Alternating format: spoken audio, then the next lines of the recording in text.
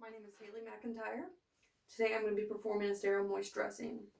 The first thing I would do when I enter the patient room is check the provider's orders. The next thing I'm going to do is perform hand hygiene. I'm going to check the patient's medical ID band for the medical ID number. I will then ask for a second verifier such as date of birth or last name. Thank you. I'm going to explain to the patient that I'm going to be performing a sterile moist dressing on their abdominal wound. My name is Haley McIntyre and I'm your RN today performing that sterile moist dressing on that abdominal wound of yours. The first thing I'm going to do is put on the non-sterile gloves here so I can remove the old dressing from the abdominal wound. I'm going to provide the patient with privacy. And the first thing I'm going to do is let them know that I'm going to be exposing that wound here. I'm going to untie the Montgomery straps. I'm going to lift back the ABD pad towards the patient so they don't have to see. I'm going to note and assess the drainage for the color, amount, and type.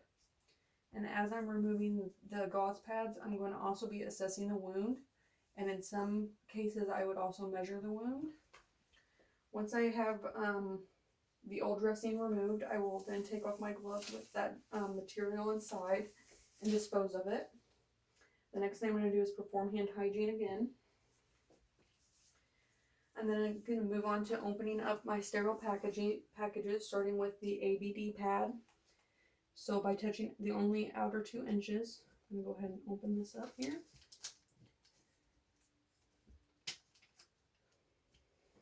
I'm then going to step over this way and I'm going to get to my gauze. This time I'm going to open it this way as to assure not to contaminate my ABD pad by touching only the outer edges once again. Then I'm going to move on to my cotton tip applicators. And then onto my sterile gloves. I'm then going to grab these out of the packaging and move them over out of my way for just a moment, because I will then take my sterile water and grip it, label in my palm. I'm going to just pour just a small amount and take this stuff out of the way. I'm then going to go ahead and I'll perform hand hygiene for touching that. I will then open up my sterile gloves and put those on, touching only the outer edges here and going underneath and opening and making sure that it doesn't touch anything, overlap with anything. I'm going to begin by putting on my right glove. I step to the side in order not to contaminate my left glove by picking up only the cuff. Put on my right hand first. And then I will take my hands and I will go underneath the cuff for this one while stabilizing it with my other hand. I'm then going to hitchhike my thumb out of the way. And this will now be for trash. So the first thing I'm going to do is take a gauze pad and completely unravel it here. And I'm going to bunch it up into my hand here so that way I can come over here, dip that in my basin and squeeze it of any excess water. And then I'm going to unravel it again. And I'm going to ravel it back into my non-dominant hand here. But I'm going to leave a tail.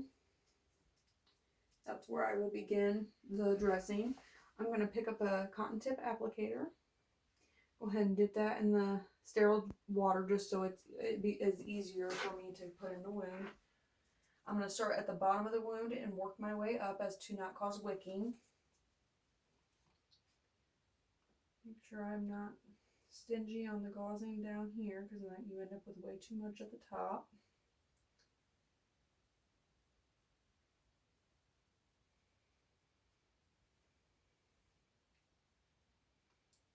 That all's right and good, and then I'm going to dispose of that there. I'm then going to grab my other gauze, I'm going to unfold it, fold it hamburger style, hot dog style. I'm going to lay that on top of the wound here. I'm then going to grab my AVD pad on the blue side only. And I'm going to set this on top here. I would then put my Montgomery straps back on and tie them and put the blanket back over the patient. I would then clean up my materials and remove my sterile gloves.